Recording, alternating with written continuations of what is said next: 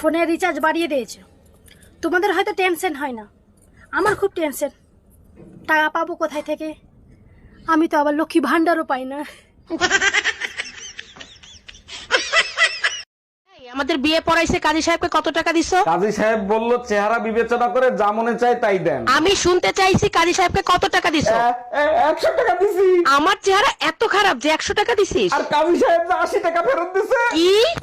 অরুণ ভাই, আপনি তো বাজারে যাচ্ছেন, আসার সময় আমার জন্য এক বোতল আখের রস নিয়ে আসেন। জানেন ভাবি, আগ যতই শক্ত হোক না কেন মেশিনের ভিতর ঢুকলে রস ঠিকই বের হয়ে যায়। আরে ভাই, মেশিনটা তো তৈরিই হয়েছে রস বের করার জন্য। ও আচ্ছা, এর জন্যই সাদাব ভাই আপনাকে বিয়ে করার পর থেকে শুকিয়ে যাচ্ছে। তোমারে বিয়ে করে স্কুলের ঘন্টা হয়ে গেছি, প্রতি ঘন্টায় ঘন্টায় শুধু বাজাও। আচ্ছা, সত্যি করে একটা কথা বলবা, তুমি বিয়ে করছিলা কেন? ছোটবেলা থেকেই স্বপ্ন ছিল বিয়ে করব, আর তুমি বিয়ে করছিলে কেন? আমারও ছোটবেলা থেকে স্বপ্ন ছিল বিয়ে করে স্বামীকে ঘন্টার মতো বাজাবো। Bye bye, tata.